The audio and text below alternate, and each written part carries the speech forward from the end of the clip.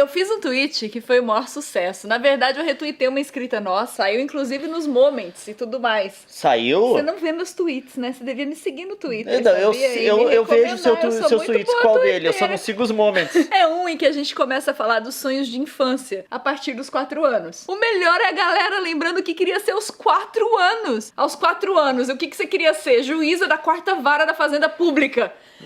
Mentira! Você não lembra o que você queria ser aos 4 anos. Eu não sabia nem que eu era gente. Não, a não ser que ela seja filha da juíza. Aí se perguntasse pra ela o que você quer ser quando você crescer, ela falava...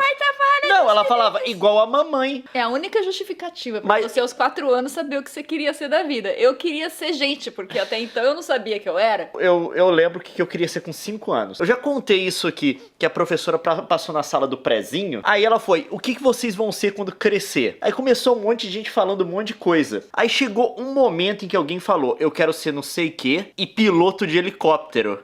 Na hora que ele falou piloto de helicóptero, o olho de todos os meninos esbugalharam assim. Eu também quero ser piloto de helicóptero. Então, aí a piloto de helicóptero passou a ser a segunda profissão de todo mundo. O Leon já contou isso num vídeo de Nem Te Conto. Sim. E tudo bem ele repetir aqui, porque esse também é um vídeo de Nem Te Conto. Nem te conto. Nem te conto duas primeiras vezes. Impressões das nossas vidas. É isso daí. Primeiras lembranças. Exato.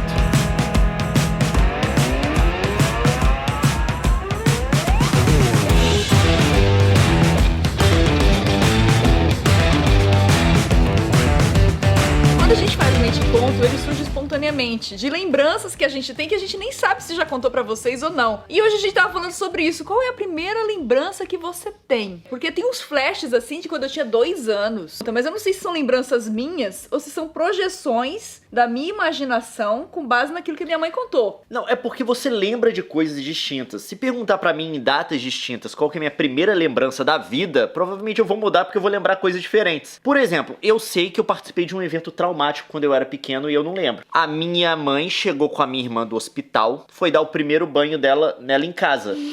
E bebê tem moleirinha. E eu era mais velho. Eu não lembro disso.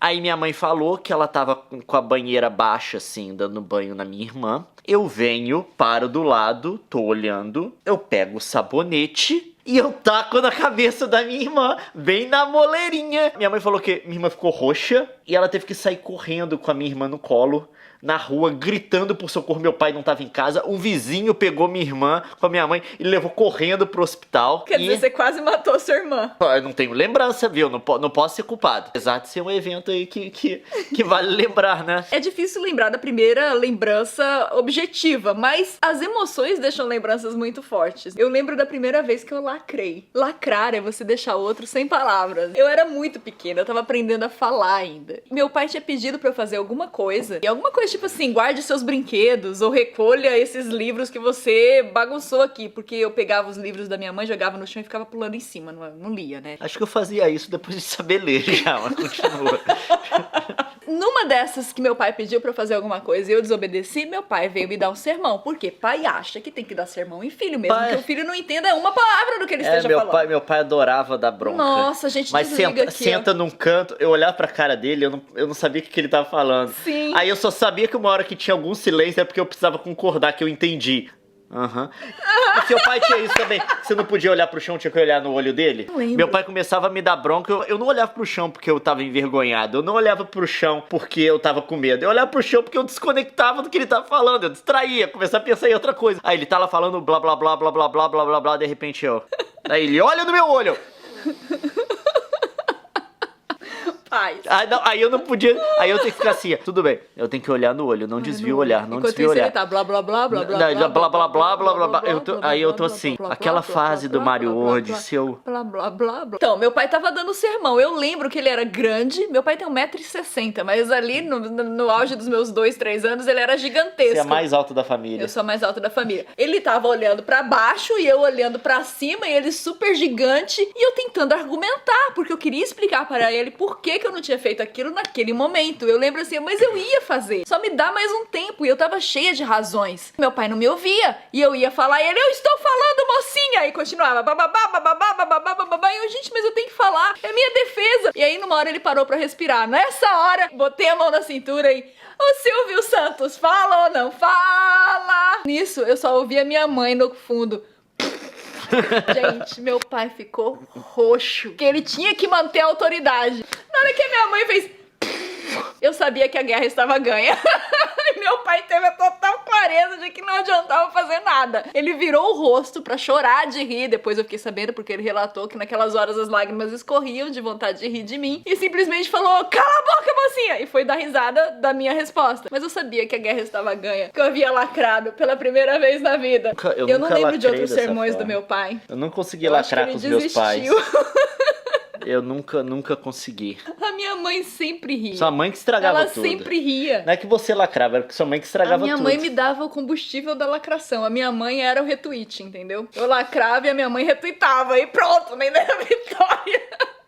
A minha sensação mais marcante, eu não sei se eu já falei dela aqui, mas aqui vai. Eu já contei aqui dos Dobermans que tinham na minha rua. Tinha uma casa com Doberman. Eu não sei aí se você que já morou no bairro residencial, se tinha aquela casa no seu bairro que se distinguia das outras. Essa casa...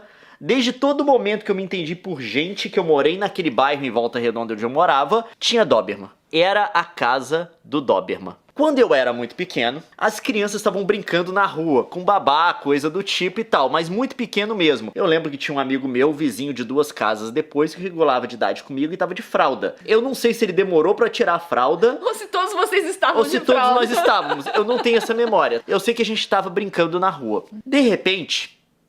uma gritaria. As babás ficaram loucas. Acho que tinha 2 tomando conta da gente lá, de todas criançadas, tipo, do coletivo. A gente olha, o Doberman fugiu da casa de Doberman. Um Doberman. Eu não sabia o que era um Doberman. Eu só sabia do pânico que eu senti naquela hora. Qual que é a lógica? Só pode matar um. Quando grudar em um pra matar, vai chegar socorro, o resto tá de boa.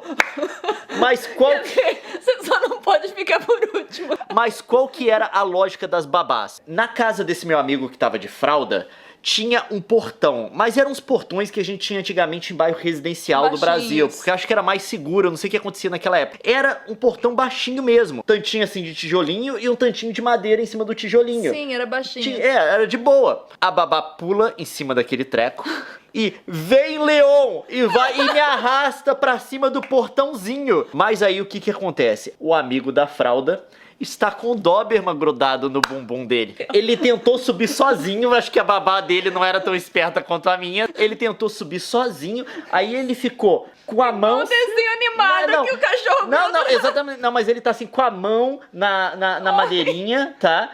O pé na pedra, com a bunda pra fora e o cachorro grudado no bumbum dele. Que dó, gente! Eu não sei qual que foi o desenvolvimento daquilo. Eu sei que ele não se machucou. Só que eu não sei do desenvolvimento. Mas a fralda, com certeza deve ter sujado as fraldas.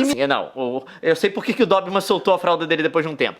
O que me marcou na cabeça, acho que foi a primeira confusão que eu vi, a primeira sensação de pânico. Por isso que me marcou. E eu tenho a imagem de eu olhando pro lado e vendo um cachorro pendurado na fralda branca. Era um Doberman preto. O bicho era um monstro. Tipo assim, ele tinha o dobro do meu tamanho. Eu lembro nitidamente da primeira vez que eu tentei mentir pra minha mãe. Ela foi me buscar na escola e a gente tinha um combinado, que era sempre ela ia passar, porque ela ia me buscar no intervalo do almoço dela, então era muito corrida. Ela tocava o sinal da saída, eu tinha que ir pra porta pra esperar minha mãe passar. Só que nesse dia, uma amiga minha insistiu muito, uma amiga, a best friend forever, na 4ª série, insistiu muito pra que eu fosse com ela até a sala da irmã dela, porque ela precisava pegar a irmã dela também. E a irmã dela ainda tava copiando as coisas na lousa. Então, assim, demorou eu era tipo muito. A irmã dela. E eu não sabia dizer não pra menina, e eu, ai meu Deus, é a minha mãe. Na hora que eu encontrei minha mãe estava ligeiramente irritada. Sim. Onde você estava, filha? Estou explicado. E eu falei, mãe, a professora prendeu a gente na sala de aula. E a sua mãe tinha ido na sala de aula e viu que você não tava. Nilce, é assim que nasce o monstro, Nilce. Gente, aí a minha mãe falou, na sala de aula, filha, você está mentindo para a mamãe. Foi Quantos isso que ela anos falou. você tinha? 10. Foi a vez da minha mãe lacrar. Eu vi a exultação da minha mãe por estar me flagrando, misturada ali com a decepção da minha primeira mentira. Nilce, e eu fiquei vermelha. E pra piorar, o raio da minha amiga virou, não, Nilce, não mente pra sua mãe. Quis voar no pescoço dela. Porque eu falei assim, se eu tô inventando desculpa, filha de uma égua, é por causa da sua insistência de eu ir lá buscar a sua irmã. E foi a primeira vez que eu senti muita raiva também. E depois eu perdoei, porque eu sou legal. Mas eu quis matar a minha amiga. Matar. Eu falei assim, infeliz, eu tô mentindo pra minha mãe. Além de mentirosa e assassina. Aí Aí esses dias eu aquela perguntei história. pra minha mãe e ela não lembrava dessa história, ela esqueceu. Eu não esqueci não, porque foi a primeira mentira. Não tá certo isso, Nilson, que Não. você fez. Desculpa. Você não mente pra sua mãe. É isso, essas foram lembranças de infância que nós compartilhamos com vocês. De vez em quando aparecem de novo e a gente faz outro Nem Te Conto. Se você Sim. quiser ouvir mais histórias, aqui tem uma playlist do Nem Te Conto e aqui o nosso vídeo mais recente. Inscreva-se no canal se você não for inscrito ainda. Até e a gente se vê no próximo. Tchau. Tchau.